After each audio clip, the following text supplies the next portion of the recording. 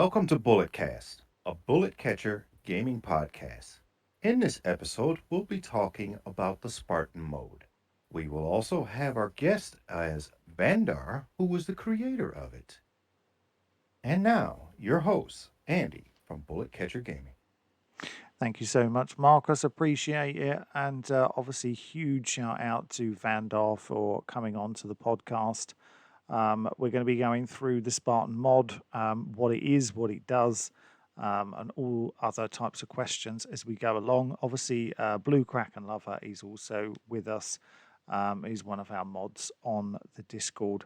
If you want to join the Discord, the link is in the description below. Anyone can jump on any of these podcasts. We've got lots more coming up. So if you do want to be part of one, join the Discord and just let us know. Let's get into it. So once again, like I just said, Vahndaar, thank you so much for coming on. Really, really do appreciate it for you taking your time out to come on. So thank you. I'm going to start No with worries. yeah, cool, man. Do appreciate it. So the first question has to be for you tonight, dude, and that is because we know there's still quite a lot of people out there that don't necessarily know what the Spartan mod is and might be scratching their heads slightly as to go, what? Can Yeah. you tell us, as the creator of the Spartan mod, what it does and what is it? Okay, doke. So what it does is, or the way I look at it as, it exposes settings or additional settings that players can tweak to customize their experience. Things that aren't available in the base game that can make the game more realistic. A lot of the options are aimed to allow players to make it more realistic or more challenging, and it just allows players to kind of bring the game to life a bit more in terms of the level of immersion just by changing a few settings. Okay, that makes perfect sense. Now, this is obviously, just in case people are wondering, is for Ghost Recon Breakpoint. Um, would you ever think about doing one for Wildlands? Um, I would, but the problem that you've got is building something like this when you're working at this level. It takes quite a long time. And unfortunately, I spent many hundreds of hours in Wildlands a few years ago. I don't think I'll be spending that length of time invested in it again because you'd effectively have to start from scratch finding everything, which takes the longest amount of time. Okay, so just for people then, obviously that description that you gave regards to what the Spartan mod is, can you go into a little bit of detail about when you're talking about these settings? Just tell people a little bit about what types of settings there are. Like, what are so people know what is it they get in if they play the Spartan mod? What type game differences are in there? Okay, doke. So there's a number of settings that can be configured. One is the player's visual detection distance. That's the distance from which the enemy AI can spot the player. You can also tweak the nighttime visibility of the player to make nighttime darker or make the player less visible. So what you can do is you can extend the visible distance during the day, and then you can have a tweaked distance during the night so that day-night is a much more marked difference in terms of player detectability. So that's one major change. You can modify the player detection time as well. That's how long it takes the enemies to spot between spotting the player and actually going into alert. You can modify the player weapon damage multipliers. The player weapon range multipliers. I know a lot of folk were complaining that the game has horrendous bullet drop, so you can modify that now without having to use the perk tree to do that. One of the other things it does is it adjusts suppressors so that suppressed weapon fire is still audible at a reasonable distance, a bit more realistic. And it separates weapons into subsonic and supersonic. So you can define by weapon class which weapons are subsonic and which are supersonic, which makes a big difference when you're trying to go stealthily because, for example, your assault rifles, even on suppression mode, can be heard from a reasonable distance. So it changes up the game in that way, and it adds in a lot more variables and things that the player needs to be aware of, and it leverages things that are already in the game and kind of brings them out in a way that where you actually have to think tactically. So effectively, you've created a more tactical experience that people were after. Because a lot of these things that you have talked about here are things that have come up in comment sections, forums, and that over and over and over again. I mean, Yeah, so can you? So you've given us some of the details here. I've played it myself, really enjoyed it. And obviously, console players would love to get their hands on it, I'm sure, which obviously we know can't happen. But tell us a little bit about your thought process then. So, what made you decide to do it? And when you did decide to do it, where did you start as such? What did you did you go online and have a look for the things that people were requesting? Did you yeah, look at the complaints, or did you just play Breakpoint yourself and kind of go, well, this is not good yeah, enough. This isn't good enough. Like, just give us a bit of information, perhaps, about your thought process in yeah. regards to that. No worries. So for context, I modify just about every game I play in some way, because I have OCD when it comes to anything that breaks immersion. So when I play a game, I kind of want the systems to support the experience. So when I was playing Breakpoint, there was a lot of times where I was frustrated by just getting taken out of the experience by being able to just basically walk anywhere. It wasn't challenging enough. And I enjoy games that have a reasonable level of challenge, things like Dark Souls and things like that that respect the player's intelligence. So I was playing Breakpoint, and I just started tweaking, or not tweaking, but trying to find stuff in the background and just modifying things in the background. And a lot of time spent even just finding stuff. Now, Breakpoint was a nightmare because it was so complicated to even find anything for a long period of time. But once you found the variables, you can then expose them, and then you can allow manipulation of them. So yeah, so as I was playing it, it took me a long time to finish the game because I'm the kind of player that will stop, go away, tweak, play around, get it feeling right, and then go back into it again and play it again because then it feels right to me. So just through a process of iteration, I just kept sort of fiddling around in the background, finding things, testing them out, seeing how they work, seeing how they affected the gameplay, and I think I kind of realised that the game could be so much, I know, better subjective, but it could be a different experience and more in line with what I believe the community was looking for. Oh, well, absolutely. That's what I was saying. That so you were trying to take on effectively things that you were hearing from the community. Oh, absolutely. I mean, I was part of the Breakpoint community since I think it was October, if not before, October 2019, if not a couple of months before that.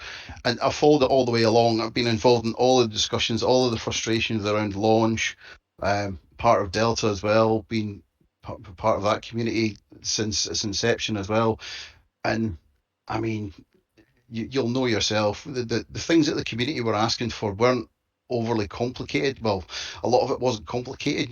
And it was just frustration that why can you not just put this in the game? It's really easy to do. Why can't you just? It would take like 5 minutes and a bit of development just to pop it in with a bit of UI or something like that. So, Well, um, that's a really interesting point, which I was going to bring up later, but as you kind of bring it up now, we'll discuss that yeah, because obviously before we went live here, we were just having a brief discussion about some of these things. Um, One of the things that obviously during the process of coming up with surveys or asking for feedback on videos, all community stuff that we could pass back. mm, Um, to be honest, most people were really positive. And I also understand sometimes when people are negative, but you would get the occasional kind of negative as such when people would say, well, look, you're asking for too much. They're not going to do this.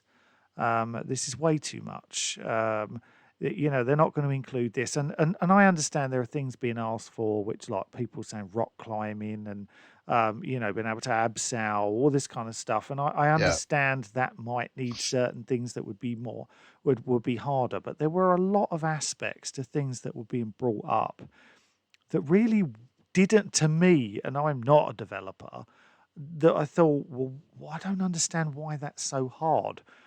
And then Mm. you just start to tell us then you had the same thought process. Well, that's not difficult. So why are we not getting what did you think of that? Like when you hear these kind of comments saying, well, no, that's not doable, that's not doable. Yeah, they're never going to put this in the game. And yet you're sitting there going, well, I can do it. Is that frustrating? It is, yeah, it is in a way. I mean, I suppose you have to look at it. I mean, they'll be Ubisoft will be well aware of the stuff that was being asked for, and a lot of the stuff that's in the Spartan mod in terms of coding, that's not it doesn't require a lot. I mean, you're talking in many cases it's a couple of lines of code here and there, and it's just exposing a variable which they could add into the settings. So you have to think, right, okay, they could have done this. So you can either say, right, is it an engine limitation, i.e., is it something that's challenging within the tool set they're using, or do they just not want to do it because it goes outside the design parameters of the game that they are building, basically? And you'd have to think it's one of those two things. I get they want the game to be accessible to as many as possible, that there's a lot of configurable options in there already. So it's either not, they don't have an appetite to change it, or there's a challenge in doing it. One thing I did notice with Breakpoint, if we look at the patches that they released since they seem to take a long time. Now, I get the Motherland update was massive, so that's expected. But even like bug fixes and patches and things, I mean, look how long it took them to fix the DRM bug. That was going on for about 8 or 9 months to fix what was basically a rounding error, which And was and causing and that. that you'd get that was repeated as well, wasn't it? We had It about kept coming back. yeah. You've got to ask yourself that should not be a massive, but a massive challenge to fix. And so they did patch some stuff, and there was a lot of stuff with the outfits and that. And I get that's probably complicated from an animation rigging modeling point of view, but there was some sort of basic stuff that they could have. I would have expected there was a reasonably easy fix, I but it also just seemed. there's definitely stuff as well that we never even got in terms of content because Sandy isn't here tonight, but Mm, Sandy seemed to have the weirdest version of the game that I've ever seen anyone have. I mean, he sent me screenshots of things and said, knowing that I was in Delta and was like, I know you can't say anything, but I presume you've seen this. And he would send me a screenshot of some some gear for character gear, and I'd yeah, go, what is that? yeah. And he'd I mean, go, it's in my game. And he had everything. He had the Tomb Raider stuff. He was the first person I ever know who had the Tomb Raider stuff in their game, and he sent me all of the pictures for it. Actually, look at that. I speak and he has appeared. How strange. How weird is that? And also, we have the Slade Tyrant. One of His ears must our have been burnt. yeah, oh, it's just so weird. We've just been talking about Sandy, and he appears like magic. I Just get it. Nobody talks about me. well, we were We we did. I'm always talking about you. What are you talking about? yeah, Always talking about always. you. Hopefully, bad things. But just to catch Oh, it's everyone always up, good things. Always who's good things. for Sandy and obviously the Slade Tyrant. Obviously, we've just only covered really with Vahndaar about the beginning of the process, what the Spartan mod does for anyone who wasn't aware of it. Um, so we're just kind of getting into the point now where I'm trying to find out a little bit more about the thought process that went in behind doing it. community feedback and things like Yeah. that. Now, one of the things that Vahndaar said was, which we'll go into a bit more as well later, but one of the things that you said was like bullet drop and things like that, which I know Yeah. that Sandy frustrates the hell out of Sandy big time. But so when it comes to things like that, do you believe that Ubisoft would never go and change these things because they don't feel it relevant enough, even though they can hear the community shouting for it? Or do Yeah. you think it's just they just can't be? No, I don't want to say can't be bothered, but do you think it was just because we know that the game had a bad launch Mhm. and it didn't do too well, and they had to go back and make lots of changes? And do you just think all of those type of things were just not important to them? I think they were. I mean, to be fair, if they hadn't been fighting an uphill battle from launch, fixing all of the issues, basically reverse engineering the game and stripping out the gear system and everything like that, I think we might have got more quality of life stuff and more of the stuff that we were asking for. I mean, I don't imagine if you look at where the game is now and its final incarnation, when you've got Motherland, when you've got the immersive mode where you can take out the gear score, they basically rebuilt most of the game in terms of, well, a lot of the systems. Um, and yes, it finally made it to a point where it was resembling what we thought we were going to get at launch, and we can configure the game in a way that we kind of approaches the experience that we were looking for. I think they've spent a huge amount of dev time getting to that point. And it does feel like making changes to this game for one reason or another is a huge amount of effort for them. And I don't know why. Probably the complexities of having a co-op um, game with an open world and all of the other stuff that goes along with it. So I don't know why, but yeah, I think it was down the priority list for much of the stuff that they had to focus on. I mean, I do want to let other people speak, but I'm intrigued. When did you start?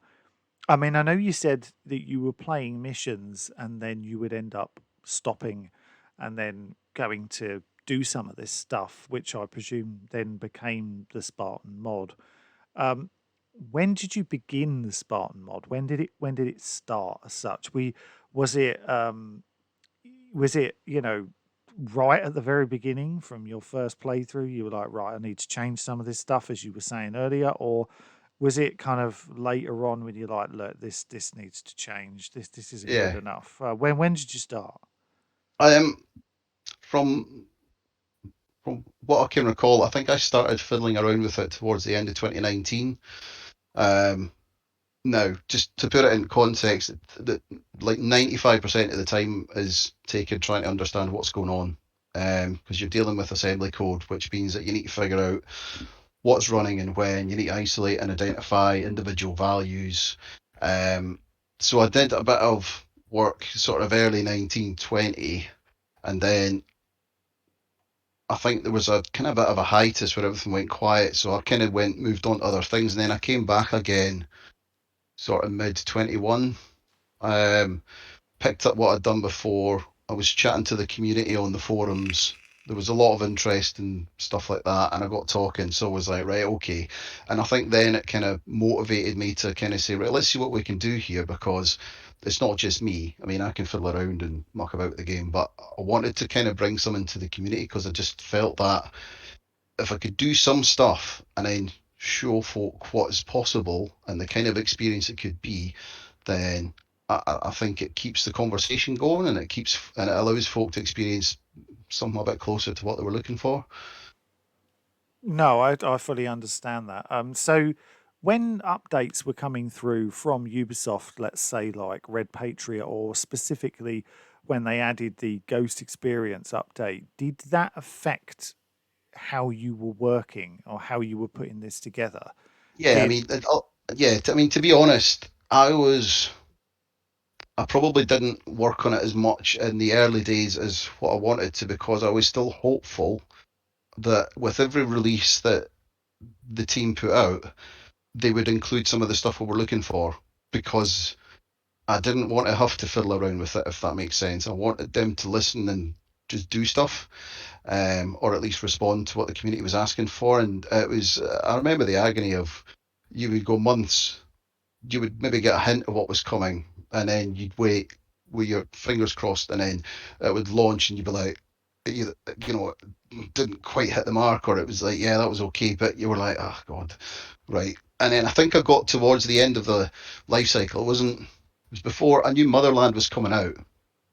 Um, and I kind of wanted to wait until they'd done Motherland before I released anything to the community, because once you've got it to that point, I know the game is moving towards end of life cycle in terms of the updates, and the added content and stuff. And I think once Motherland dropped, I was like, right, this is all we're getting. This is it. So they're not going to do any of this other stuff. So I might as well just finish what I was working on and get it out to folks so that they could then use that and have a play with it. No, I understand that. So, how about just for a second then you explain the process regarding, let's take one thing that you've Yeah. done Okay. So you mentioned, and I was talking about Sandy because he talks about this a lot. Um, so bullet drop. You mentioned Yes. bullet drop earlier. It's something that most players complain about. Yeah. It's still not in a good place. Wildlands, it's still vastly superior than I think in Breakpoint. Yeah. So when you started looking at, right, okay, I want to look at bullet drop, just go through the process of what you have to do to go and change that. And Yeah. then when you change it, is there a limit you can put on it? I mean, is there literally like, if you wanted, you could, because obviously the render distance is a massive issue in Yeah. Breakpoint. Yeah, I'll touch on that. So Yeah, so I'm intrigued to know how the render distance does it hold you back regards to doing this? it Because doesn't. obviously, Yeah. because like you could set it to one thing and then the game doesn't allow it anyway because of the render distance or something like Yeah. that. So render distance doesn't affect the. So with the bullet drop, it's a floating point number, so you can set it to whatever you like. So just a multiplier. But so you could make that just be a straight shot, just sort of what you see is what you get, sort of thing. If you wanted to. The reason that I think, right, and I'm just, before I go into how I found it and things like that, the reason that I think it's set the way it is to do with the render distance, because the whole game, if you is designed in a way where everything's quite high detail up to about sort of 300 meters out, and then it starts to drop off. It starts to drop off in terms of what the AI is doing, the sensors that are active, the how often it checks the AI for updates and things like that. It tapers off very quickly beyond 300. Now that's quite a short engagement distance. I mean, it's for the game that it is and for what they released, it's fine, because but it is a close quarters game. You're fighting sort of over reasonably short distances, um, in terms of what the weapons are capable of. So I think the reason for the bullet drop is not to be accurate to real life. It's to support the way that the engine renders and how much you've got, how much detail is at a certain distance. I think that's the main driving factor. Now, in terms of how I found that, so what I did with that one was I knew that there was a perk which modified the distance of your weapons. I can't remember which one it is off the top of my head. I think it adds 10% or something like that to Yeah. the weapon range. I can't remember what's called, but there's one there. So what I did was, so the whole process of finding stuff in the game is you scan for a variable. You scan the entirety of memory, and it brings up like millions of results. And then you change something, and you do a rescan, and you're checking for things that still hold the value you're looking for. And by process of elimination, you work it down from millions of results to the exact value that you're looking for. So what I did was, I basically in the game kept flipping between putting the perk on and taking it off. And I was working out which value that was changing in the game. And then when I pinned down that value, and found it. I then tested it myself by manually changing it to see what it does, and yes, it changed the bullet drop. You could play around with it to extremes, like you can give it a kind of a 0, and then basically your bullet just falls out at the end of the gun, or you can give it like 1,000,000 and it just goes on for infinity. And then what you do on the back of that is you basically inject a piece of code that basically creates a jump in the program, and it jumps to a routine. And then what I do is add in a multiplier, and then it jumps back, and that's all it does. So it catches a value in the game, applies a custom multiplier to that value, and then returns it to the game, and it continues processing. So it basically jumps, executes a couple of instructions, jumps back, and that's it. But 95% of the time is actually finding the value in the first place. That's why things take so long. Right. Okay. So why do you think then that something like bullet drop, which, like I said earlier, has been requested, been fixed over and over again, how long would you say it took you just to do that one thing? I did that one. That was one of the later tweaks I did. So at that point, I was quite familiar with what I was looking for. I was building up my own experience working with the game. So that actually didn't take too long. That probably took about a day, to be So, honest. so in that case, would you say then? Obviously, I know you can't talk for Ubisoft. What reasons do you believe, in your own opinion, that Ubisoft wouldn't have gone and fixed that for people if you were able to do it, as you say, relatively easily? Probably because they didn't think it was broken. It probably plays the way they want it to play. Because the problem is if you fix the bullet drop, or enhance the bullet drops. So say you added, say, I don't know, 20% to it, just make it feel a bit more realistic. Then that means that all of the content that they design will have been designed. So all the bases, all of the different areas and regions are designed kind of in a way that for certain distances, if you have a bullet drop, which is say much higher, then you can effectively sit on a hill somewhere that's miles away and pick them off if you wanted to. So I think it plays into the way they've designed the game, and I think they've designed the game so that we want the game to be exciting up to a distance of 300 meters. We don't want really folk to be snipers sniping from half a mile away or anything like that. And I think Why not? They do it in real life. I know, and it does feel a bit arcadey. But yeah, I mean, I don't know. I have to come back to the fact that they didn't want to change it. It's the only reason because they had. So I'm going to give you another example here, and it is a different game. But if you take Far Cry 6, there was a huge outcry about that, about the respawns. And I'm just going off on a tangent here, but it's just a similar example. The fact that you would be clearing a base in that game, you get halfway through the base, and the enemies would be respawning behind you if you're more than 100 meters away. It was horrendous, and it's still not fixed.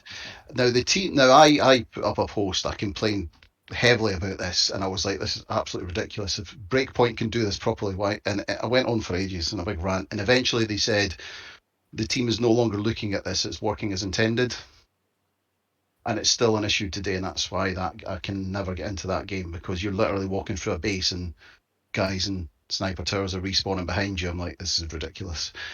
So I do think that they have a blueprint, and I think they've followed the blueprint. I think they work within certain limitations of the blueprint, and I think they are. I don't think there's any appetite to stretch it too far beyond that, which then is why modding is so good because then you can take the stabilizers off when you do modding and just create the experience that you want, and it's a kind of win-win. And I think that's probably why I don't think they're too bothered about folk modding because it keeps folk playing the game, which is something they want. Um, so I think that if they could support modding, I'm sure they would. We might see more of it in the future. I'd like to think we would see more of it in the future. We're starting to see it in other franchises like the amount of customization options is expanding, and in terms of settings is expanding in every game.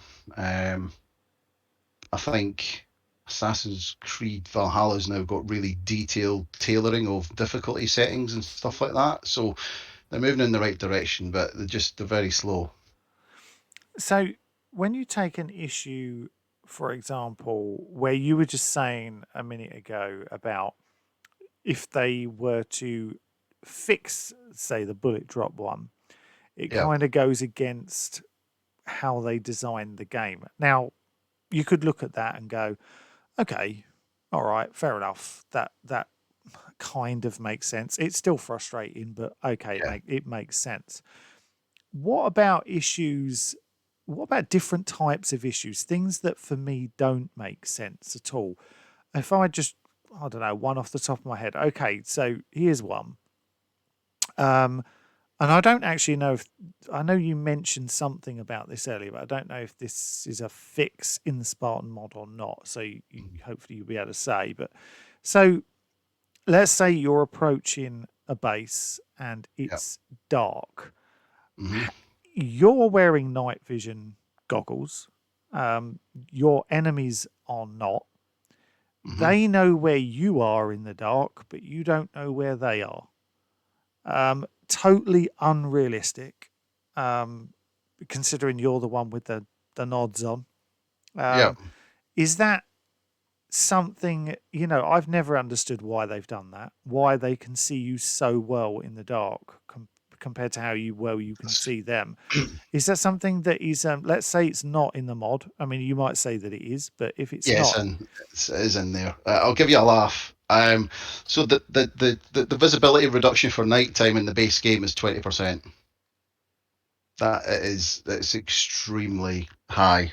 So it could be pitch black and they would only see 20% less. It doesn't. It's not a massive difference in the base game. I think the mod. I think the default settings of the mod drop it down to 30%. I think. So basically in the base game it's 80% visibility at night for enemies. I think the mod drops it down to 30%. So the darkness is they don't see nearly as well in the dark. But because you've got the daytime multiplier, so they might see you 3 times further in daytime. So you take 30% of that, and that gives you kind of distances for the nighttime. Um, Also, in the game, they've actually got a really good visibility engine in the game, and I noticed this when I was like working through it, is that it's really quite accurate. So it is only ever actually fully dark in sort of caves with the absence of light, because the game factors in even things like moonlight. Um, like if you're at night on the mountains and there's a lightning storm, then every time that lightning flashes, your visibility shoots to 100, and then it drops back down again. So there's a lot in the game that's actually really quite well done, but because the systems are almost kind of muted in a way, it doesn't bring out that kind of experience or the potential that experience could have. Because if you're aware that like you're really difficult to detect at night, but then there's lightning, then you would have to pay attention to that, which adds another dynamic to your approach, other things to think about. It's just that's what adds to the immersion and it adds to the tactical experience. what about something that Sandy and I have brought up over and over again in especially recently? Um, what about wearing certain items giving you a detection buff? Yeah. So is that in there, or is that something that you could do? I mean, like, so for example, if you're Oh, wearing snow camo in the snow, yeah. it will give you a better buff than if you're wearing snow camo in the forest. Yeah, it's definitely possible. Definitely possible. So they do have, so they've got a visibility system. They've got multipliers that they can use. I think that's probably what they use for the cloaking device. I think it's probably the same thing. They just apply a multiplier to your visibility when you've got that thing switched on. In terms of camo systems, definitely possible. Metal Gear Solid 5 had a camo system that was quite dynamic and worked. The way that system worked was the game sampled the texture under your feet, and each texture in the game had a material or a substance. So it was maybe wood, grass, foliage, like undergrowth, rock, sand, all of that. So um, So each texture in the game had all of these different kind of variables, and they had sort of different stats. So like every item of camo that you had different bonuses for different material types. So, for example, the urban camo in the game would be beneficial with plastics, glass, metals, structures, structural materials, and things like that. So, if you were standing on such a material, it applied a multiplier to your visibility in the game.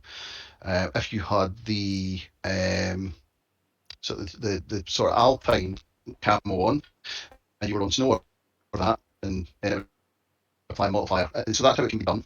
Uh, by sampling the texture under the player's feet, matching it by material type, and then Wait, well, Jake, audio's going different. yeah, your audio's gone very odd. We lost you there, and then you were speaking oh at sorry, 100 miles an hour for some reason. Do we have you back? back again. That's, You hear me?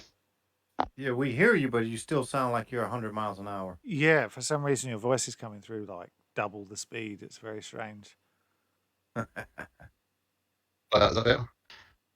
No, it's still No. doing it. Still doing it. Right, let me disconnect and I'll come back in. You're fine now. It's good now. You're fine now. That's really strange. I'm gonna let Sandy ask some questions in a minute because I know he's gonna have some. He's got to Well, have some. I got one, and I'm being that I Yeah. know I'm a console player. How did you come up with the name Spartan Mod? It's a funny story.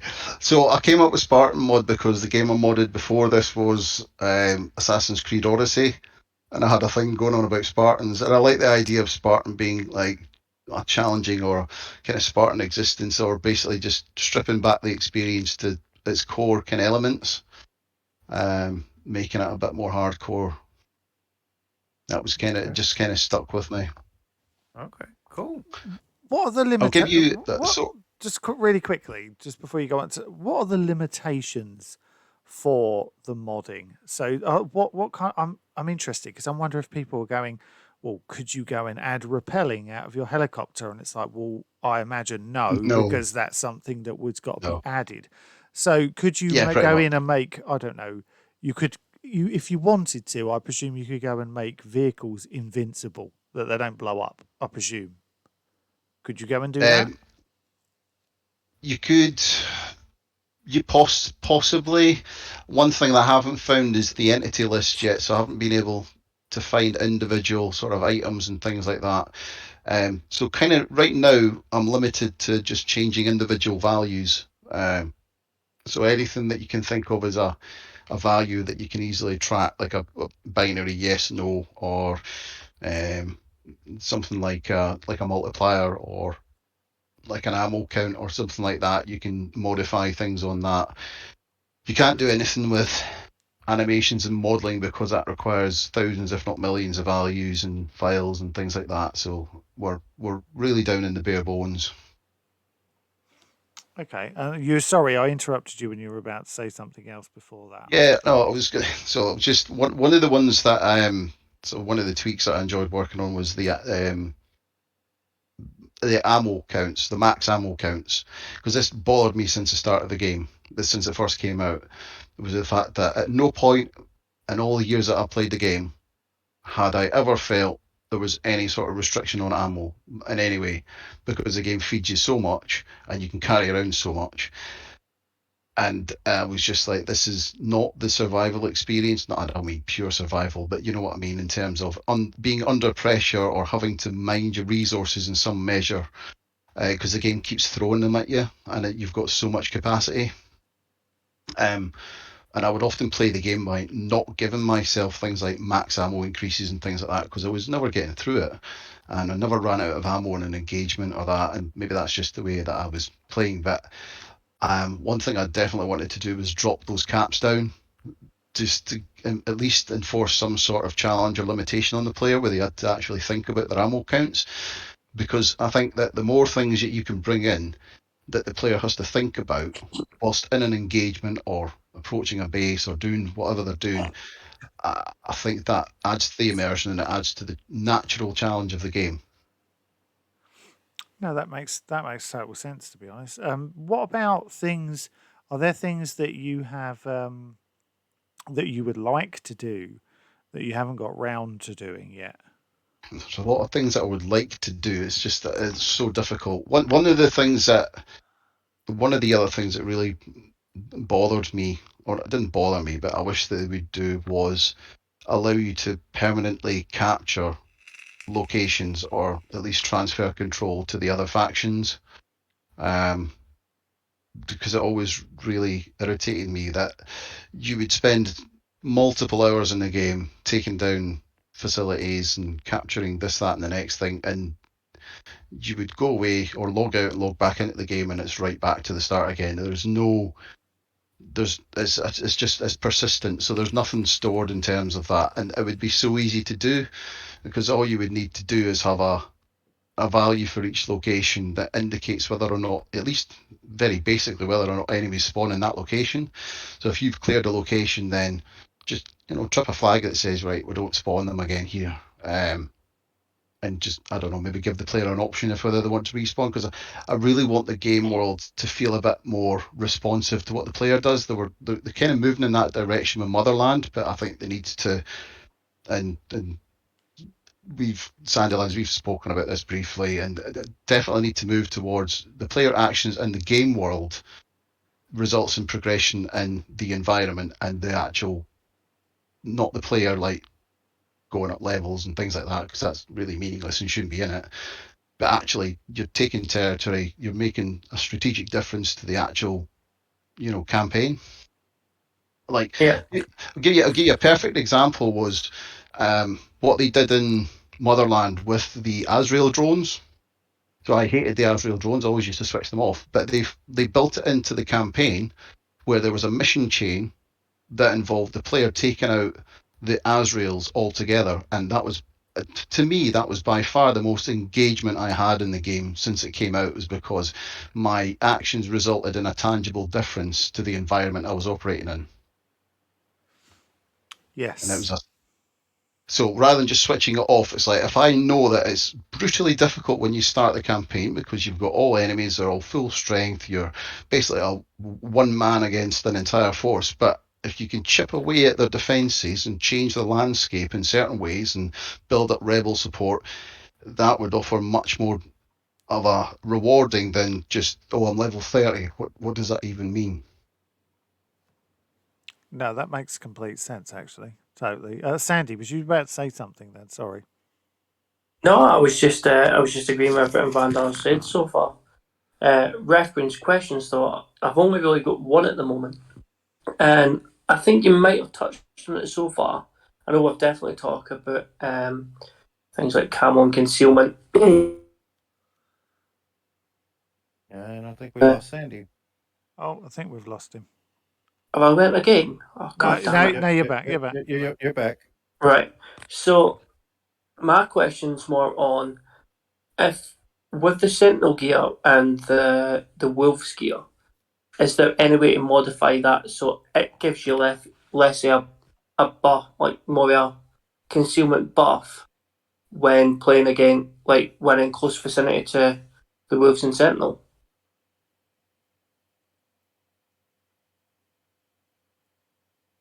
Vahndaar? Oh, his microphone is mute. It helps if I'm Oh. not on mute. What was talking away? What I was going to say was, I would, I'd love to be able to do that. The problem is that I haven't been able to pin down any entity lists. The game is like Swiss cheese. It really is one of the most obscure games to try and like decipher what's going on, and I'm not entirely sure why. But I would That love. explains a lot. It is honest, and if that's what it's like for the team working on it, then that explains a few things, because I don't know why, but it seems massively complicated for no reason. So it's an interesting point, because I remember way back at the start there was screenshots floating around of an early build where they actually had a gear system which had functional, like, gear would have armor values, it would have like, I'm sure there was a visibility one, and there was a a weight one or something like that. There was a prototype system. I'm sure I saw a screenshot for it, and that got scrapped.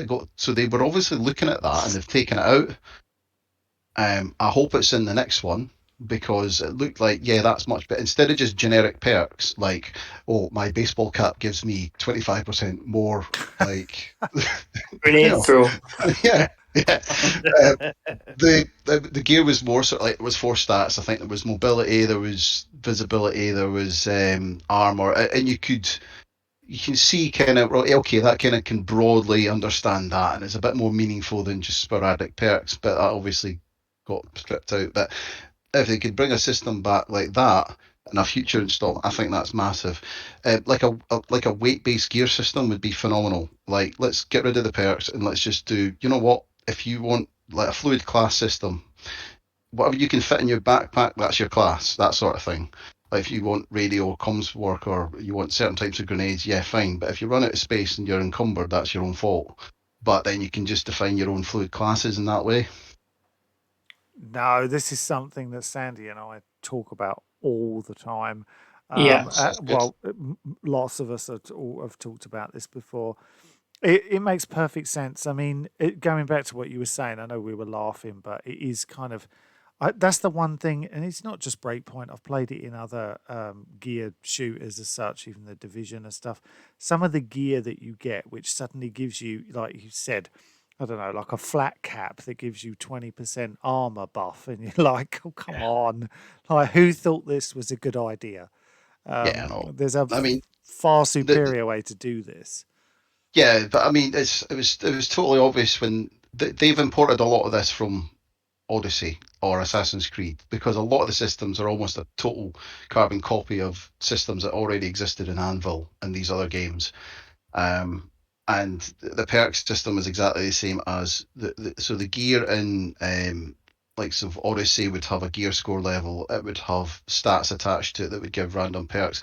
And in a fantasy game, that's fine. In a realistic game, it doesn't make any sense whatsoever when my Stetson increases my weapon distance. Yeah, very true. So I've got another question. So enemy AI is something that comes up over and over and over again, and I've seen people on YouTube comments before saying, I'm done with this game. The enemy AI is embarrassing." It it's okay, but it needs massive improvement, huge improvement, which we've discussed on many videos. But in terms of what you can do in the Spartan mod, how much improvement can you still make to the AI? You think to improve it? What have you been able to do with the enemy AI? Because I know that when I played the Spartan mod, I felt like that. I definitely felt like enemies were kind of hunting me down a lot more. So what? Just explain what you did regards to the AI. So, with regards to the AI itself, I didn't do anything.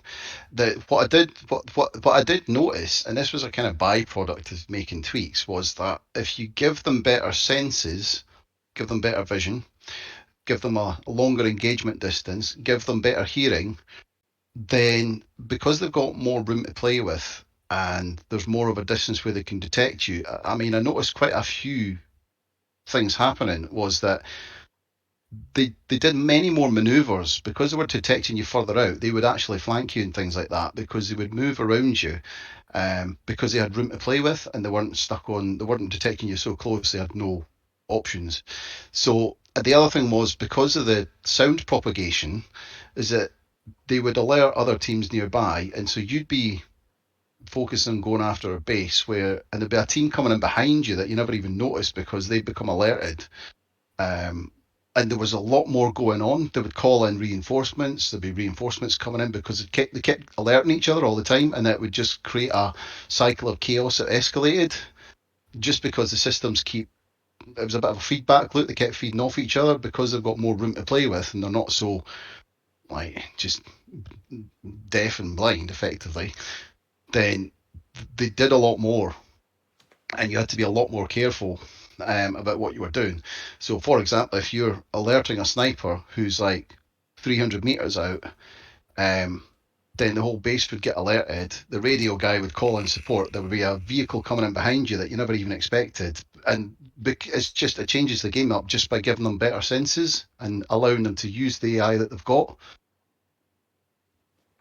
No, I understand and I think that's something as well where people have mentioned before about Wildlands seems to have these much more intricate and more full-on engagements than you have in Breakpoint. And with the Spartan mod, obviously, it improves that as you were just saying there, because the more units are coming to your location, and you find that you can, if you're especially if you're not someone who's bothered about stealthing and you like a good firefight, you can have much better engagements because of those changes. So let's say, for example, on the new game, of the changes that you've made, if you could pick, say, I don't know, say 5 particular things that you've changed, which of the ones that you've done would you feel would be the most important that you'd like to see for definite changed or added into the new game? That's a difficult one because We want them all. well, the thing is I wouldn't go after individual. What I would ask them to do is better tune the experience, or at least provide options.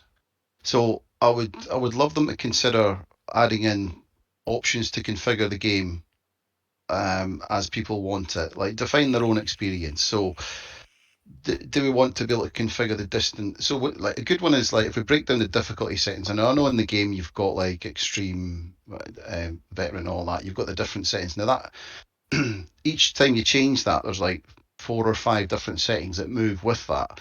Instead of doing like a block of settings, why don't you just give the player the ability to customize the individual settings themselves? And I know that I suppose it's difficult for a co-op game to synchronize the difficulty across the different instances because they wanted to have each player could set their own. So one player could play on easy and one could play on extreme. Both of them worked kind of the same together, but they could experience the difficulty that they set. So I think that sometimes you just get rid of that trying to appeal to everyone and just have a more defined set of options that players can target their own experience with, and just break out the difficulty a bit more. Okay, Because I yeah, have sorry, one. I have one since you brought it up. Now, most of the Spartan mode, is that single player or is that multiplayer? it works in co-op. I've not played it in co-op, but I've watched folk play it in co-op, and it works fine. So basically, the way it'll work in co-op is every person that is playing co-op needs to have it set up. The game runs with the rule set that that player has in their respective version of the mod. So the teams agree up front what settings they're configuring as they go into the hosted game. Okay. So Okay. they So, all but they all so yeah they all agree the so they all settings. have. So in the case of, let's just say, some random jumping in there, they don't Yeah, have it. What would happen? he would experience his own settings. So the Hmm. game would run with his sort of. So you'd end up with you get a weird dichotomy because you'll have one player that's playing with 3 times distance detection who's getting detected from half a mile away, and then you'll get this other guy that's not got the mod on that's getting detected from like 30 meters away. So it does that. Obviously, that's a bit inconsistent. So that's why. But it doesn't break. It doesn't fall over. It'll still work, but it just runs Right. the local experience for each player. With So your you go on, go Okay, on, Grandpa. Go on. so if you happen to have, let's say, example, one player, and I'm gonna use the actual difficulties here, normal, and then you have one with extreme, and then you have another with difficulty, veteran. Yeah, It's not gonna change the way that you play your version of it, but it'll just change, like, in game, their version. exactly. Yeah. Now, So yeah, but the weird thing about it is you can really tell, even in normal gameplay, and especially on console, if one person is playing at beginner level and another person is playing at veteran, all of the enemies go after the veteran before they go to that beginner. Yeah, probably because that. Like, so yeah, so it will do. So I mean, because on veteran you've got doesn't. I'm trying to think. I don't think it actually. I think the detection distance is actually fixed for all players across all difficulties. That's one of the variables that doesn't actually change on the difficulty. But other things like detection speed, for example, and things like that. So the one that's got it on the harder difficulty will experience that sort of thing. The AI will tend to chase down the player that's got it on hard, and so you can kind of manipulate the AI using that, which is why you would probably all want to have everyone. I get the whole point of having each player can play it on their own difficulty, but I think that for the type of experience the game's trying, I would think a much better solution would be the host decides the settings of the hosted game, and then it's the choice of the players if they want to join that type of game or not. That would be great because, there's a few of us that have an automatic saying that this is the level that you're going to play in our game. Yeah, And otherwise, the difficult, especially on the console side, I don't know about the PC side, but the console side is if you're playing either in gear score or at a lower difficulty, they go after the higher difficulty or harder difficulty first. yeah. I get why they're doing it. It's all about accessibility and things like that, but I think it kind of undermines. It's better to have a server that's got a set of settings on it and you join the server or the hosted game to play co-op when everyone's on the same rule set. Then that just seems to me to make a bit more sense. Now, here's another idea that I did see, and it was in Wildlands, and I think me and another buddy, he's not in right now. Me and Tonka went in there, and then we were both playing. I think what was it? Not ghost mode where you die and lose everything, but the other mode where Uh, you work your tier way tier from mode. Or tier tier mode. mode, and it balanced us out. So I was like, I'm gonna just use a random number. I was at a 10, and he was at a 40, and it balanced us out as far as what the average would be. So everybody was equal no matter what. Yeah, that would make sense. It probably just takes everyone's tier mode. Probably it's a weighted average, I would imagine, which would be a better way to balance it.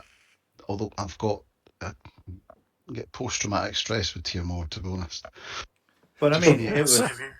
it's still a good idea as far as a balanced game mode because okay, yes, I'm at a 10 and he's at a 40. He hasn't reached my level of gameplay yet, but at least it balanced out saying, okay, well, you guys have a total of 50 divided by 2. yeah. Okay, now it's a 25. You guys are going to experience the same thing. You could do that. You'd be able to do it by attaching a weighting to each setting in the difficulty config. That comes up a kind of score, and then it could average out. So it could definitely be done. Um, yeah, it's definitely possible. I With, I with, mean, mean, I have with a question. go for it, yeah. Dave. yeah, Considering the conversation, I'm sorry I'm late. I'm assuming that you are the creator of the Spartan mod. yes, How for my much of the console community has begged you to find a way to get it to console? quite well. I don't know how much, but I think folk that have there's a lot that so the subset of the console community that's been looking for a kind of experience like this has definitely been shouting that they want it. I don't know it's difficult to get a handle on the kind of ratios as to how much of the overall community is actually looking for this experience. I'm guessing that we're not a massive chunk of the community, but I think that I feel you'd be surprised. yeah. Well, Yeah, really. I was just thinking there actually Mm. because a good example is if you take look what happened with Elden Ring, right? Dark Souls have always been pretty niche. Elden Ring comes along, blows the doors wide open in terms of it's now mainstream. So now you've got players that are going in, cutting their teeth on a game that's really challenging and loving it in many ways, not without frustrations. But I think there's something to be said for respecting players' intelligence these days and actually giving them an experience that they need to work for. Um, so I think, with respect to your question about, I think there would be many in the console community, and I even remember reading original reviews and reviewers that they're not die-hard Ghost Recon or military shooter fans, just saying that you've been missed a trick with the kind of challenge and difficulty and the tuning of the game. I think many folk have got an appetite for a rewarding game that's challenging and rewards intelligent thinking. Yeah, Sandy and I have been saying for a while, and others, that the key to the next Ghost Recon game, I think, having more and more lastability, is to just add options to everything. If there are certain things that people are like, well, I'm not sure about that, put an option in there so you can have it on, you can have it off, Yeah. whatever. Oh, Yeah. The more options is the key for this kind of franchise's survival, I think, now. So how much success? Like, I'm gonna go ahead and give the definition of success here. How many people have downloaded the Spartan mod that you can tell? Right now, let's have a quick look. We've got 2,500 unique downloads, 4.1k total. So let's 2,500 folk running about with the mod on just now. Okay. So at With least that there's still sort of 2,000 people playing it still. Yeah, Right. they might not be playing it, but that might have grown over time. But yeah, 2,500. I mean, I don't think we're a massive chunk of the community, so that's quite impressive that there's 2,500 folk that have expressed an interest in the PC player base, which is much smaller than the console player base. Right.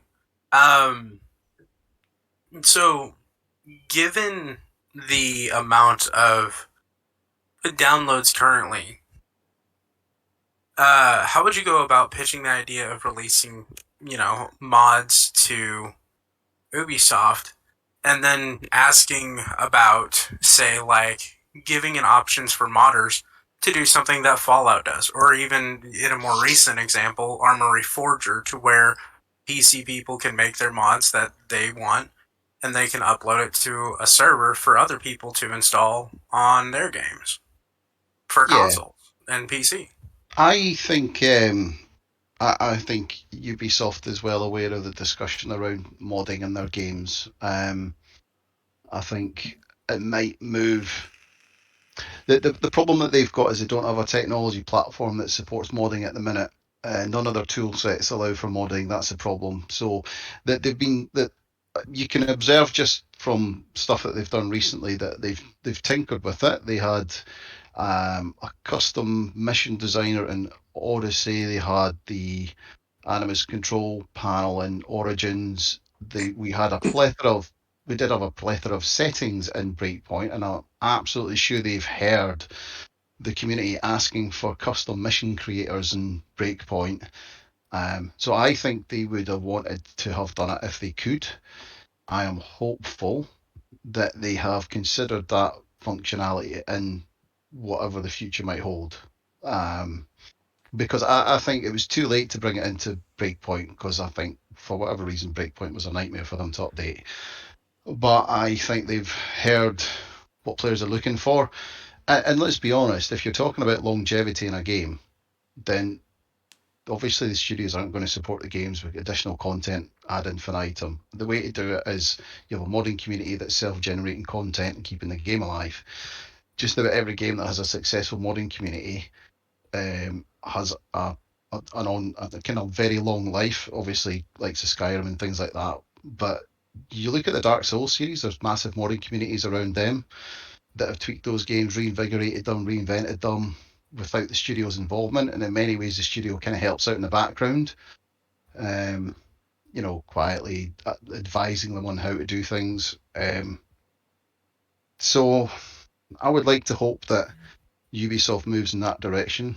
They Have would you? need to develop a platform, I think, for mods to be packaged so that the console users can apply them. What's the Actually, feedback? What's the feedback been like from the PC community when they've played this? Have you had much feedback? Very positive. And I think it's positive because anyone that stumbles across the mod's been looking for something like that. That there's, I mean, I'll be honest. There's not many folks saying, "Oh, why have you done this?" Everyone's like, "Ah, curious. I'll give it a shot." Or I think interested is how I would put it. Some folk are obviously dead keen, they switch it on and they never look back, and then others are like, this is really interesting, I wish they'd done this or something like this, or this is the experience I'm looking for. And I think the fact that it's stimulating that debate, it's keeping the conversation alive, I think is really positive, because it demonstrates how much passion there is for the franchise. Can I reply to that? I was going to say, I just want to jump in quickly, just to kind of say something to Slade Tyrant as well. So the two things that you asked there about, obviously, the modding community and uploading things onto a separate server, they were both things that were, like, for our experience, were massively popular on the most recent survey. Mm-hmm. So we know 100% that information, we've literally sent them everything we've got on the questions that we asked around about that. I mean, to me, like, limited or controlled modding's a no-brainer. I think it's something that they should definitely look into, because they're not great at live service. Let's be honest. They love live service, but they're not great at doing it. And so games tend to peter out. I mean, you look at Breakpoint, could have been live service, but it's after a couple of years that's it. Lights are off now. Yeah. If they want to keep it going, they need to create a community, and they need to have the community generating content for the game that keeps things going. That's how you create a live service. You need the community as well, because the problem you've got with, like, produced content or DLCs and things like that is that once you've done it, that's it. Yeah, it's there for you to play again, but it's one and done. Unless you're adding in new systems, new gameplay tweaks, all the stuff that modding can do, that's how you change the experience and breathe life into it. So, And, Eagle-Eyes, you wanted to ask a question, dude. Yeah. I downloaded the mod and played about 27 hours. And All right. playing games like Armor, playing games like Ground Branch, and other like tactical shooters, Mm-hmm. I realized how much of a close quarter combat game Breakpoint is, and the Spartan mod really brings that out. But yeah, it really does bring out that 400-meter gunfights that you have in the game. That's been my experience. But the question I wanted to ask you, Vahndaar, do you reckon that Ubisoft will adopt the values in the Spartan mod for the next game? And secondly, if not, do you reckon you will make a second Spartan mod for Ghost Recon Project Over? Do I think they'll apply the exact settings? No, I don't. Well, they might do. I don't know. I can never understand what Ubisoft does half the time. But what I do hope they will do is stick to the charter that we came up with, that was designed by the community, all of the tenets of that charter that define what a Ghost Recon game should be, what it should include, what it shouldn't include. I think that's absolutely critical. I'd be surprised if they don't have that on their wall somewhere as a guiding document now. So that's good. That's a definite benefit if they can stick by that. In terms of individual values, can't say for sure, but I'll certainly, when we eventually get a sequel, I'll definitely look at taking the experience that of the Spartan mod and tweaking it into any sequel if it doesn't do it. Although I can't wait to see what they do come up with, to be perfectly honest. Because I mean, the ideal would be I shouldn't have to. So that's the thing. If they've learned their lessons, if they've gone back to the drawing board, taken a bit of time out to kind of rebuild things and that, then I'm probably too optimistic, but I am always optimistic that the team that works on this is a dedicated team and they really want to give us what we're looking for. So I think one thing. Go on, dude. You go. Oh, sorry. Yeah, I was saying, I think one thing for sure is that your mod has really spoiled the community as to what Breakpoint could have been. I know what you mean, because once you've tried it, it is it's difficult to go back, because when you try it with the mod on and you get used to the mod, and you get used to the way you have to play with the mod, then when you switch the mod off, you're like, oh my god, this is totally different now. Can't do it. I actually uh, regret spending hundreds of hours playing the normal game apart from the Spartan mod. and the crazy thing is, it's only a half a dozen values that we're changing. There's a half a dozen floating point values that we've changed. When you look at it, that's all we've done. It is, you're literally, it's not much at all. It's about, well, 50 lines of code, and that allows us to do that sort of thing. So, So, has Ubisoft even thought of coming to you in reference to this then? I uh, mean, if you're saying it's only just a few parameters, I mean, like you said just now, 50 lines of code, whereas possible the game probably has 10,000 lines or more. yeah. So no, haven't heard anything from Ubisoft. I don't expect to, because I think silence is the best kind of outcome just now, because it means that they're not. I mean, not just for this game, but for any possible future game. Mhm. So one of the things that, because I know G Money plays the mod quite a lot, Yep. one of the things he's observed was pushing out the distance, and this touches on what I was talking about with the draw distance and things like that. When you push the game out so that the AI can engage further away, longer distance engagements and things like that, it does start to show the cracks in the engine, not the actual the gameplay, but it starts to show limitations in what the engine is configured to do. So I think with next gen technology, if they push the boat out, you're talking further draw distances, more open environments, longer distance engagements will probably come, things like that. I think there'll be a bit more flexibility now that we're on the next gen consoles, because at the end of the day, the lowest common denominator is the capacity of the last gen consoles, which was the limiting factor for a lot of the stuff I would assume that they did in Breakpoint.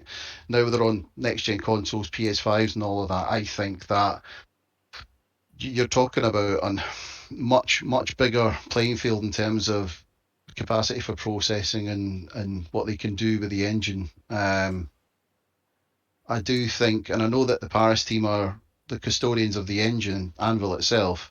So I wouldn't be surprised if they're taking time out to bring the engine up to scratch, because they're still investing in Anvil. They're not moving to Snowdrop or anything like that. So Anvil's definitely going to stick around. But I think that they've been doing a lot of sort of back end rework on the engine. Do Well, all Ubisoft games use the Anvil? no, they're switching to Snowdrop for quite a lot. I think the new Avatar one's using Snowdrop. So Snowdrop was developed by Massive, I think, for Division. Yeah, Um, yeah, that's right. Yeah. And I'll be honest, that engine is slick. It runs really well in Division, but Division's, it's not a massive environment, but it runs really well. Because I saw the advert for the other day for Skull and Bones, and I must say, for a Ubisoft title, I was quite impressed by it. But obviously, it's just a trailer at the moment. I was wondering what engine that ran on. Do you know? um, I think it's Anvil, because let's be honest, Skull and Bones has been in development since the end of Black Flag 4. Sorry, Assassin's Creed 4. So I'm sure they started work on Skull and Bones right after Black Flag, because they wanted a pirate game to sequel that. But I mean, it's been in development hell for how many years now? 7, 8, 9 years? Seven at least. Easy, yeah, easily that amount. I wonder. You made such an excellent point a minute ago that I just want to come back to, where you said effectively you shouldn't be ever be needing to create a Spartan mod for the new game, because if you do, effectively what you're saying is they didn't listen. Yeah, that is exactly it. I mean, and that's why I waited so long to get this out. I didn't want to have to do, like, I didn't want to have to make a mod and give it to everyone like that. I wanted Ubisoft to just build it in. Now, yeah, fair enough. Some of the settings that and the customization might break the game a little bit, or at least stretch its limitations somewhat, so I can understand why they wouldn't. But I have to say, I was expecting them to do a bit more. So I was always kind of waiting on the next patch, waiting on the next release to see what we got. And well, we got some stuff, and I'll be honest, they did a lot. But by the end of it, by the time Motherland dropped, I was like, right, this isn't happening. So might as well just give folk what I've got, and then they might bring it into the next game. But again, it depends on their blueprint. I mean, how much they've listened will be tested by the kind of game that they bring out.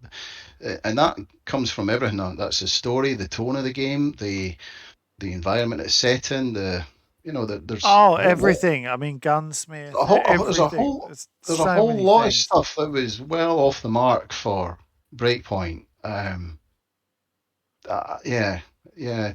Not so futuristic with the drones and stuff. I don't think people were overly keen. Do you know what? I get frustrated because it's sometimes less is more. I wouldn't mind if they just focused at things a bit more. I don't need. I mean, I've still got parts of the map that I haven't explored because it's just tedious to slog through like nothingness.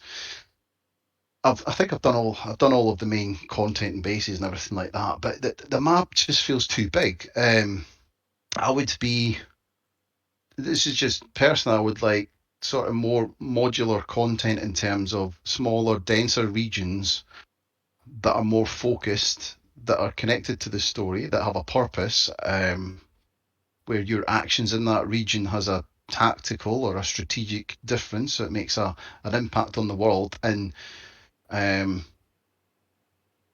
just I think they need to refocus. I don't know how much time they spent building the world and all of the assets around it, and then they fell at the last hurdle on tuning the gameplay, which in my mind the frustration comes from that's probably an easier bit, or it seems to be an easier bit to me, but that's maybe just my bias on it. But that's like the icing on the cake, and that should be within their gift to tweak that. I agree. I mean, there are entire chunks of the map that you have absolutely no reason to go to. You end up going there just because you're on your way to somewhere else, or your helicopter gets shot down or something, and you end up in these places, and you think, why do these places exist? There's just nothing here, And Mm. I it's actually what got upset with one of their treasure hunts. Um, I was going through some of the different provinces because there was a ghost story. Mm. I was like, oh, this sounds so cool. What if that could happen? Kind of like in Assassin's Creed 3. You could go, you'd hear legends of that headless horseman rolling around, and at the very end of the little hunt, you actually saw the headless horseman, and then he Yeah. rode off. And I was like, oh, this is going to be so cool. I can actually see a ghost. Oh, this is going to be sweet. And I did that, and I got to the last one. There was no clues on where to go after. There was no nothing. It was just, okay, here's all the pages. Don't really give anything. There's no ghost. There's no surprise. There's no shock. There's no do you know? interest. Do you, You do you know what the completed the worst Easter one egg hunt. is? Do you know what the worst one is? I did cover all of those with different videos. The worst one was, and I've forgotten what it was called now because I haven't touched that part for ages. But the worst one was where it gave you a clue, and it turned around and said something along the lines with underneath the tree or something at midnight. And Yeah, I it's remember something that like that. one. And I remember thinking, oh, I've actually, or with a witching hour, I think it said, not midnight. He said, yeah, it definitely said the witching hour. And I was like, fantastic. And I remember kind of like going, right, okay, let's get to the witching hour. I did. And I went there and I was like, oh, it's a box of Skell credits. Oh And God. then, Yeah. and I ended up going back during daytime, and the box of Skell's credits was still there. And you're like, Yeah. oh, that Yeah. that is So it so didn't matter. pointless. Yeah. But That used to. Yeah. they That. sold it like it could be this fun mystery for you to solve. Yeah. Wildlands had some of those fun mysteries, and actually you did actually have a fun mystery to go and do. Yeah. But I mean, you could tell that there's like it's so frustrating because you can tell that there's teams that put a lot of work into a lot of the detail, like all these little stories and stuff like that, and the little sort of treasure hunts and things, and they're great. And then you like your phone. I think one of them was like there was a I think it was literally Treasure Island or Treasure Hunt or something. It was a Spanish treasure or something like that, and Yeah, you get to the end of it, and it's this ancient chest, and it's what skill credits. Really, it's just like Yeah, what? not gold coins, not jewels, diamonds, rubies, pearls, or anything Um, else. It's just it was, here's a couple thousand skill credits. That's it it. was. Like What? it's like they had all the freaking scale credits for back then. Do you know what I mean? It's just Yeah, that's right. stupid. I would be happy in a future game get rid of no currency, make it resource based because that makes more sense. Or you might have some money, but skill credits is just dreadful because it just you get to the end of it, you're just totally deflated because I've got this virtual cryptocurrency thing, and I'm like, how does this even work? It's just I meaningless. wouldn't even mind if there was like an actual currency base, like if you're there for an extended amount of time, you obviously got to get resources and whatnot to survive, and so go like to a market or some stuff. Yeah. Find ways to like earn money, get some off of the local militants that you have to take down. Mm. Stuff like that, I, but make it worth something. Don't just flaunt it around like, oh hey, skill credit. yeah. You did the thing, skill credit. You did I more things, skill credit. it was awful. You killed this guy. Skill credit. God damn it. It wasn't good. I'm going to be honest. I much preferred Wildlands resource system, where you were like unlocking comms and medical resources, and that at least had a bit of a kind of meaning to it. The scale credit thing, just I was like, what? Um, It's yeah, a I think it was it's a shame in the Spartan mod you can't go and add more vehicles to convoys because vehicles, I always, I yeah. loved a good convoy in Wildlands. I used to spend loads of time just going after convoys, and in Breakpoint they're just kind of much of Pointless.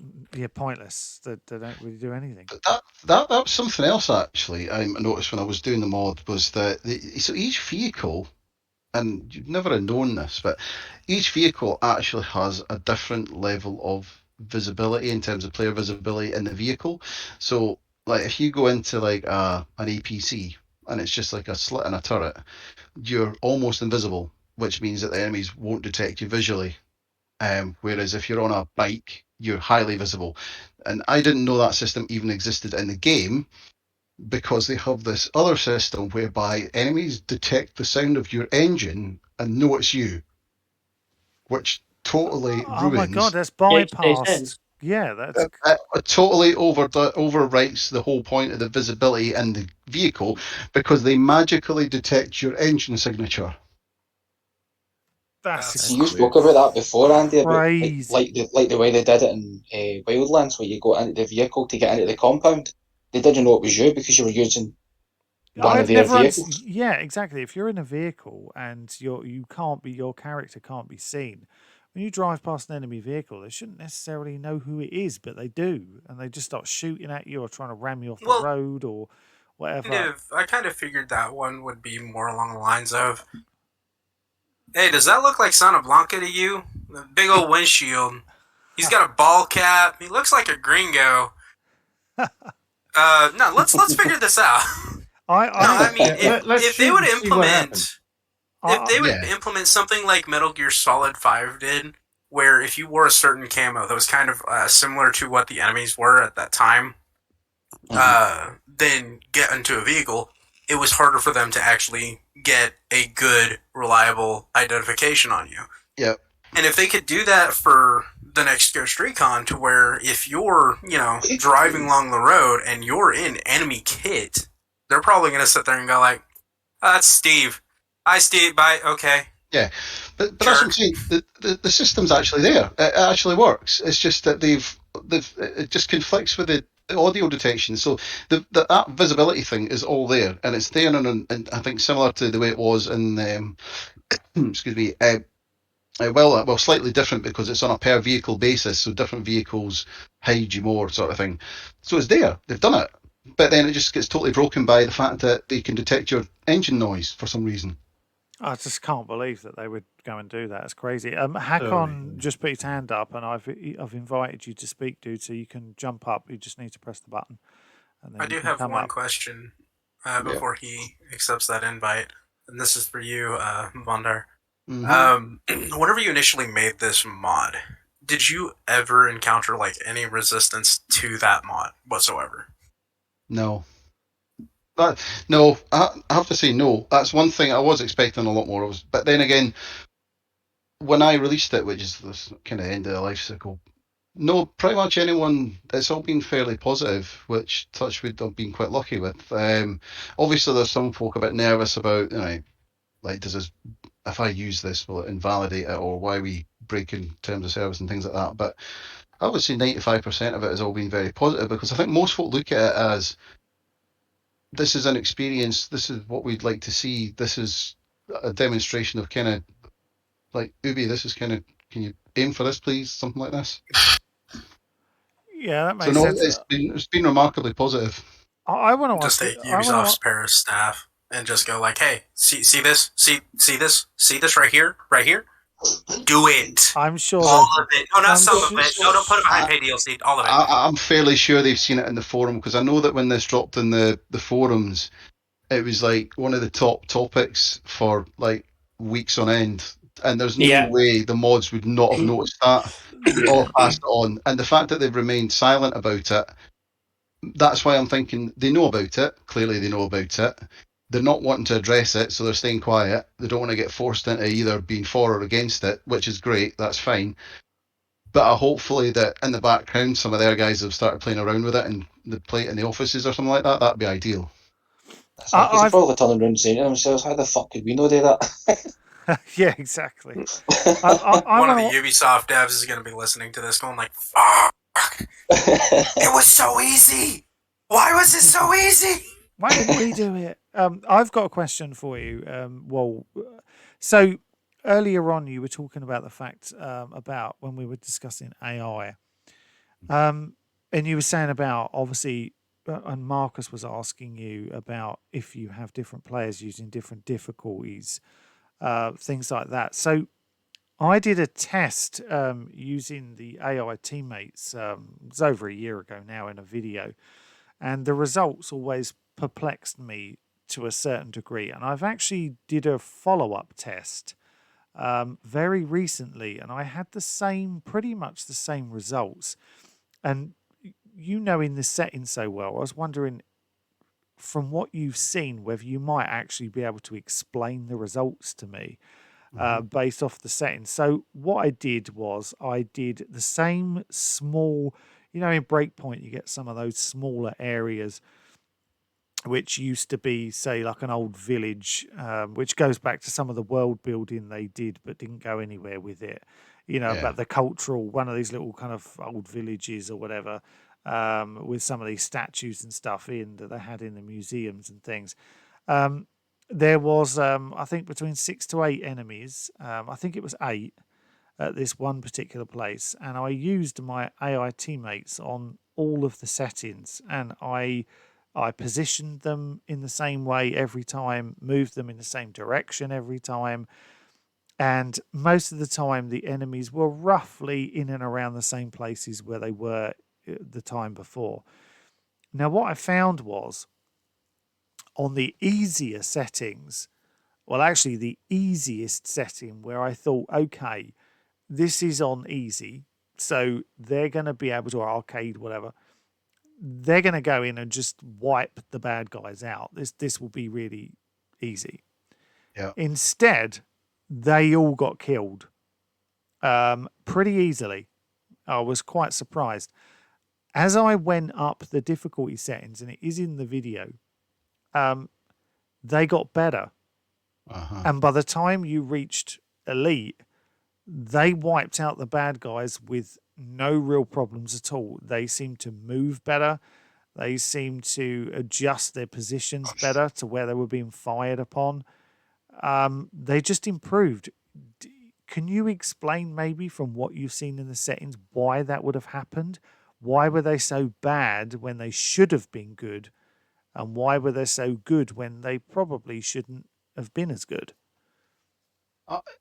That's an interesting one. I don't know specifically because I haven't looked at the teammate AI too much, but it might be that as you push up the difficulty settings, it's applying certain multipliers to your AI teammates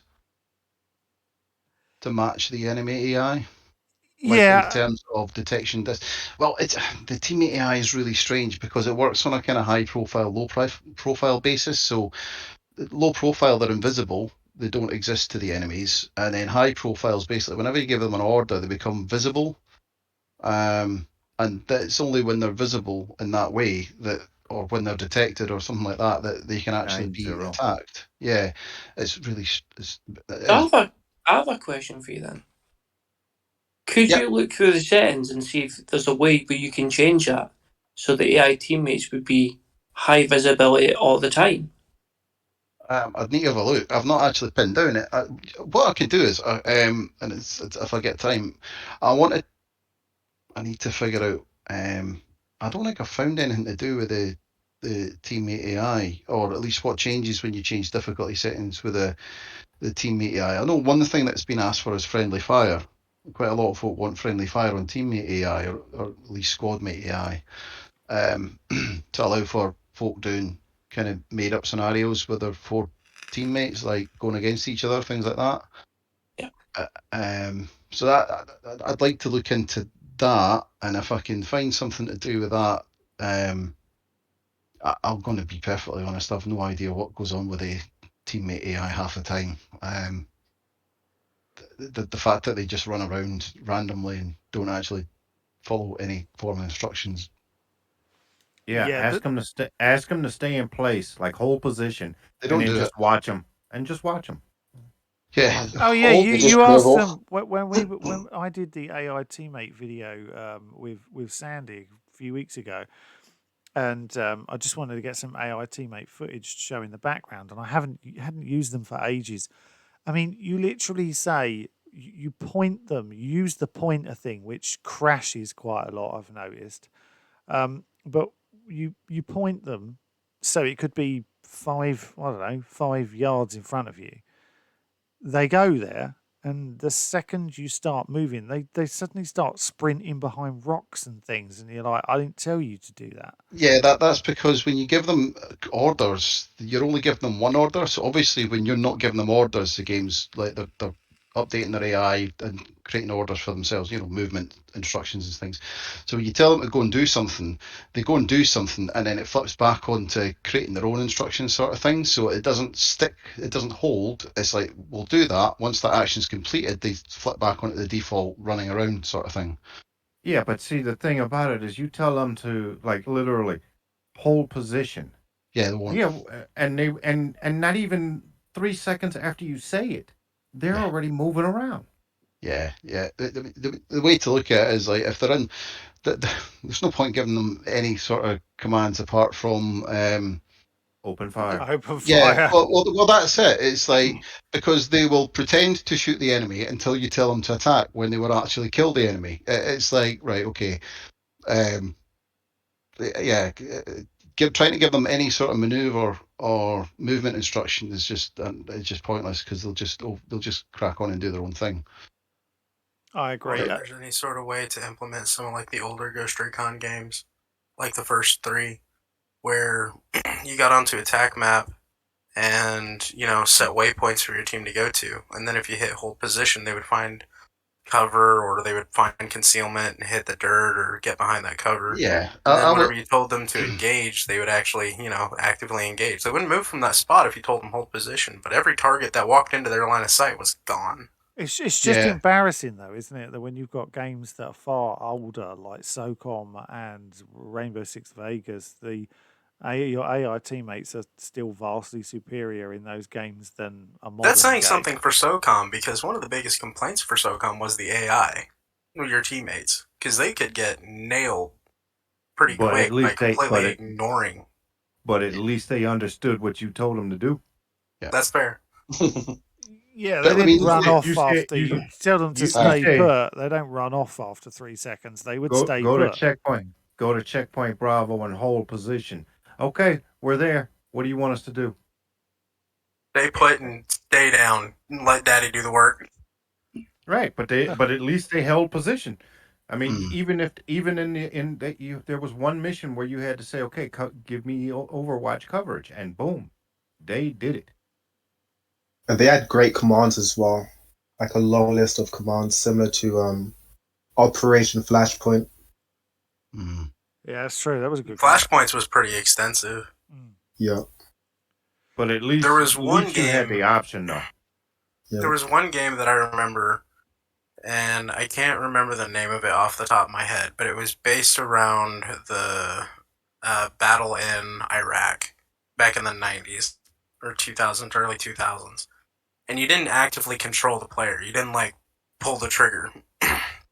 But you were given two teams, and you could have these teams move to different obstacles or cover or anything like that. Tell them when to engage, tell them exactly what you wanted them to. I mean, there was such an intricacy that they could go into a high-low positioning where one guy's crouched at a corner, the other guy's standing up over him, and they just lay hate. But I mean, that game was far more limited as to like what even old Ghost Recon was, and yet the AI was still better. Yeah, I agree with that. Hakon has finally jumped up. Hakon, did you have a question Yeah, for hey. Vahndaar? Yeah, the future soldier when you say move to cover, they actually move to cover. That's pretty cool. That's very true. Did you have anything you wanted to ask Vahndaar about the Spartan mod at all? I have actually seen into it. It could be fucking awesome if we could have that one on console, actually.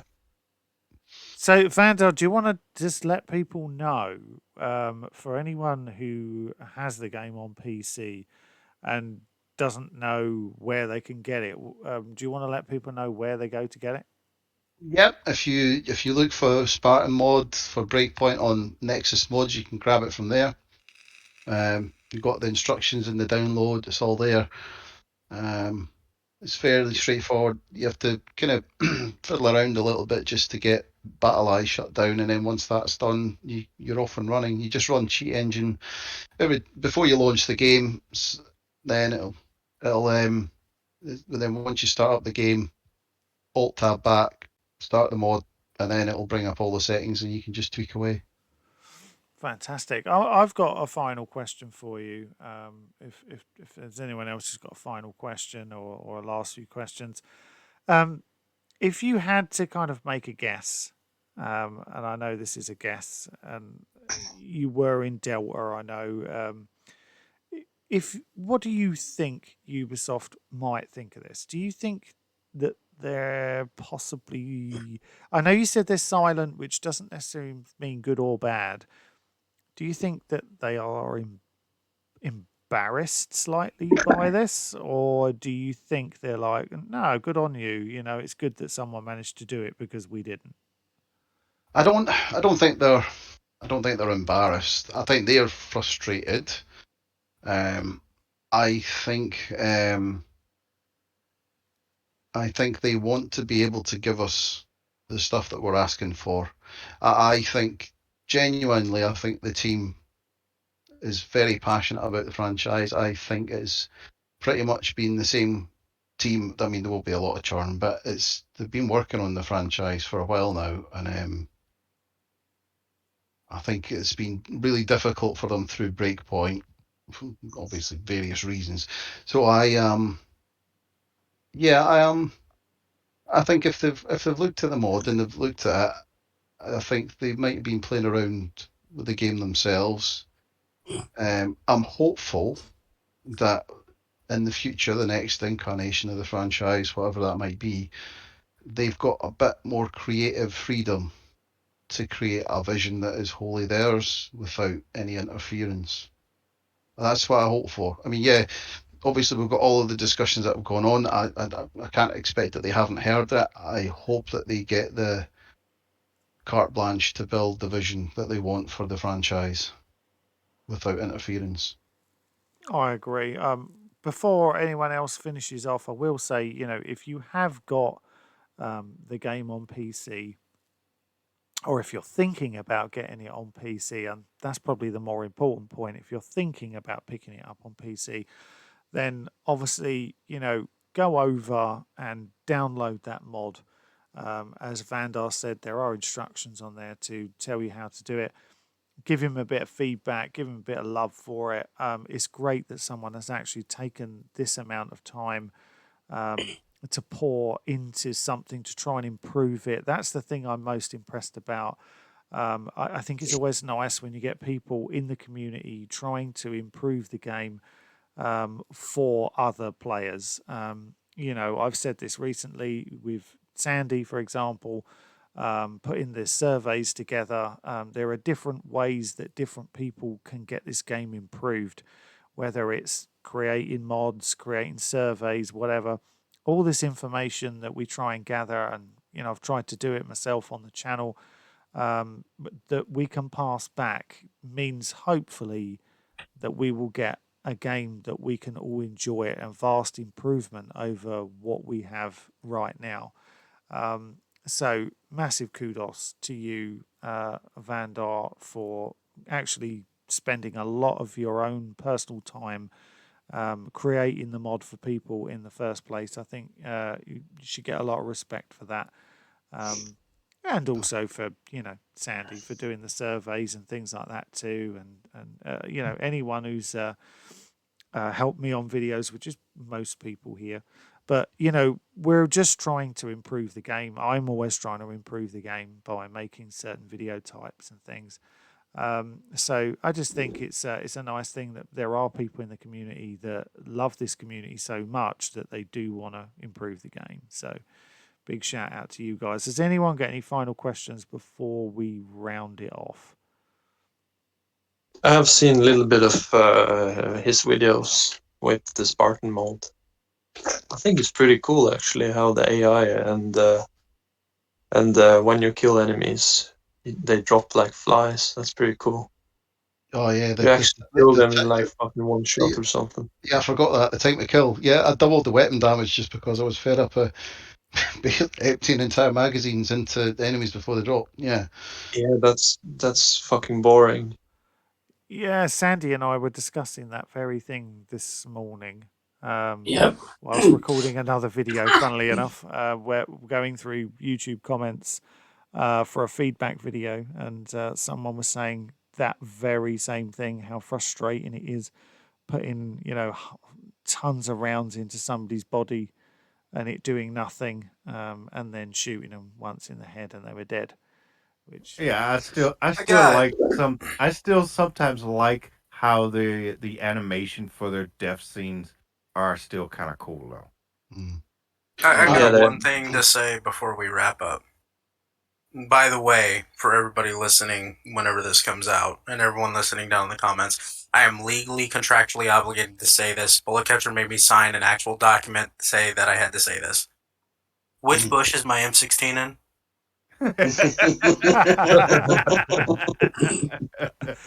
I told you, it's in the green one. You just got the to go green and one find it. with the dark colored leaves. The dark green one with the leaves on it. Yeah, but the only problem is I did forget to tell you how to find it, and I'm really sorry. I missed a really piece of important information. In the witching hour, you need to go to this bush in the witching hour. Am I supposed to take it from a ghost? Yeah, there's a ghost there, and you talk to him, and you talk about you have to talk about all sorts of things. Find out who is the name of his sister's brother's kid, and once you do that, you can then go to another bush with that information, and in the witching hour, and your M16 will appear. It's really easy. I can't believe you haven't found it. I have seen you. Thank you. I just can't remember the bush either. I have another question actually for Vahndaar. And it's on a slightly disjointed topic, but there was another guy a couple of months back who managed to get into the files, and he managed to unlock all of the quartz stuff. Is that something you've looked into? I've not touched I've not touched any of that stuff. It's God, it's just what a waste of time that was. No, the quartz thing, I'm not touching that with a barge pole. What I did have though, and I haven't released it yet, is I did a UI mod that allows you to turn off all of the impact markers for grenades and customize your UI and things like that, which I might punt out at some point. I can't believe you think that quartz was a waste of time. I thought everyone loved it. Vahndaar, Oh, I thought that was released already. I'm not being Oh funny. man, But I'm downloading a PC right now just so I can get that stuff. Oh man, Yeah, go in Breakpoint and find one. They're all over the place. it god was the damn you! it was the fact that even Ubi's own devs were incredulous at why this was happening. It's like why are we doing this? Yeah. Just Yeah. We could have just rounded some, or actually, done some stuff to the multipliers like this guy did. Fuck, I can't believe it was that easy. Now they're having us put this bullshit in. no. Let's stick NFTs in. My word.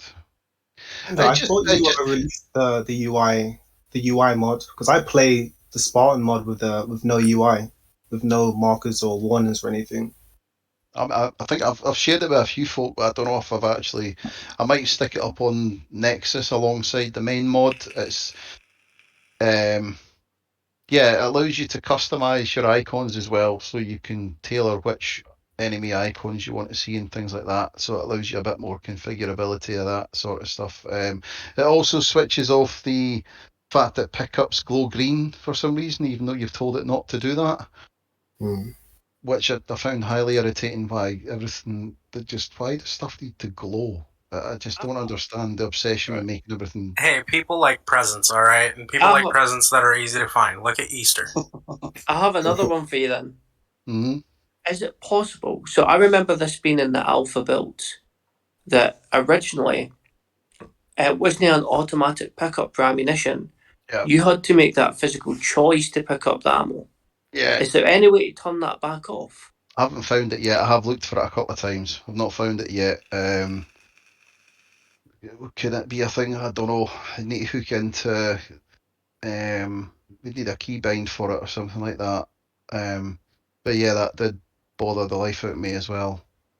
And it's funny, it's the little things like why it takes half an hour to pick somebody up and things like that. It's like all of this stuff is an easy tweak. Like picking up this game is still a complete nightmare, and it was at day one, and it still is. It's like, can you not just speed up the animation by 50% and just so we can actually get on with it? Because it's great the fact you can move bodies, but the fact that you're basically stun locked into an animation, and it's the same when you get injuries as well, that you get stun locked into the animation. It's a great idea, but not when you get constantly stun locked and you can't. So it's the little things that they need to work on. Just some of they just need to play the game a bit more. It's never fun. It's never fun when it takes you 3.5 hours to pick up a body and move it. It's never fun when it takes you 3.5 hours to get hit with a shotgun slug at close range and recoil like, he's not ready to rack another round. I'll tell you something though, in the mod, the shotgunners will try and take you out for 50, 60 yards away, which makes a massive difference. So they won't just charge you to point blank and shoot you, they'll actually have a go at a reasonable distance. You talking about the ninja shotgunners? You don't hear them coming, but they definitely get you. That was the shotgunners. They just annoy me, just because it's like something out of Monty Python film where this guy's just running over like 300 meters to get next to you. The question that everyone is on everyone's lips, and everyone's, even if we haven't asked this yet, everyone's thinking it, I guarantee. So is there a way of turning off certain sound effects? Because there's one sound effect that I would really like removed from the game, and it is this. Ugh. Oh god. So I'll touch on that in a second, but yeah, some of the sound when he's climbing and he keeps grunting, like he grunts all the time, and he keeps grunting for no reason. It's like he'll climb and then he'll go, ugh, and then he'll go, ugh. It's like, why are you still talking? But there was a guy I noticed in G Money's forum that has managed to, or is experimenting with replacing sound files in the game. He's looking at that would be interesting because he's managed to switch off. I don't know how he's getting on. I've not touched base with him for a while, but he's switched off the night vision goggles nonsense and all of that. Great. Yeah, he's done that, and I think he was looking at being able to swap files so he could maybe put in new gun sounds and stuff like that. So there's work getting done in that space on the sound effect stuff. Because we managed to. Sorry, I don't know if you guys know, but I think they managed to unpack the Forge files, so they've now got into the actual data files. because right now we're working on assembly language in the game, but if we can unpack the game files, we can maybe get into the scripts and do some more meaningful mods. I wanted to ask you about that, Vahndaar. Yeah, I've not had time to have a look at it. I've played around. The problem you're going to have is you can unpack the files, but they're still all going to be probably custom file types. So I don't expect we'll get. It'll take a while. Potentially, what can you do? If we can get into the Forge files, well, if you could, then that would start opening the doors for things like creating skins, potentially model editing, potentially creating new items, potentially being able to mod the AI scripts, the gameplay scripts, possibly creating custom missions. You start, but only if you can get into the data files, which historically has been notoriously difficult with Anvil. It's going to be like armor, right? Hopefully. Well, so you can open the Forge files, but then you've got thousands upon thousands of file stubs that might be their own file types, so you still need to decipher what's going on with them. It's a step in the right direction, but we're still not there. It would still be a lot easier if Ubisoft just created a mod tool, or even a developer license, or a modding license, or something like that, where you pay an extra sort of 20 quid or something like that, and you get access to a limited modding suite or that. I would happily do that because I get a lot of enjoyment out of not just playing games, but also just being able to tweak games.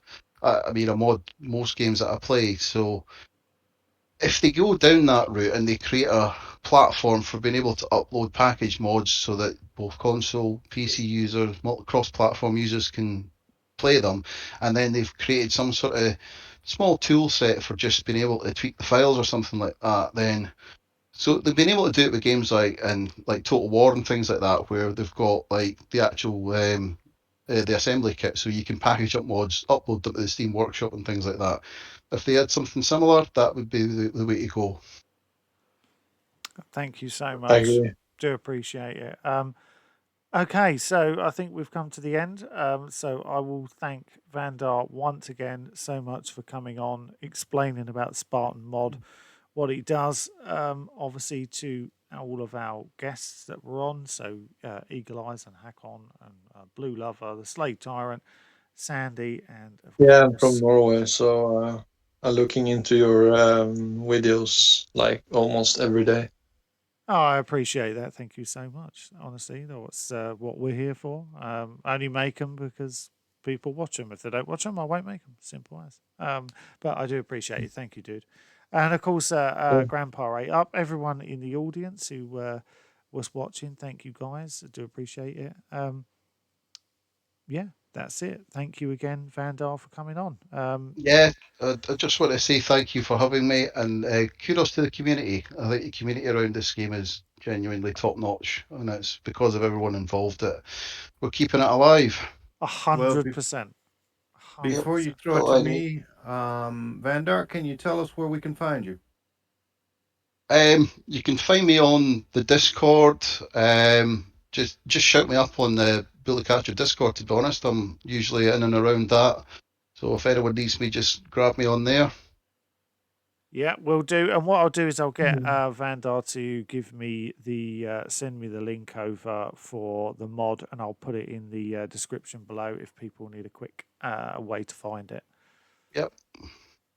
Awesome. Grandpa, take us out then.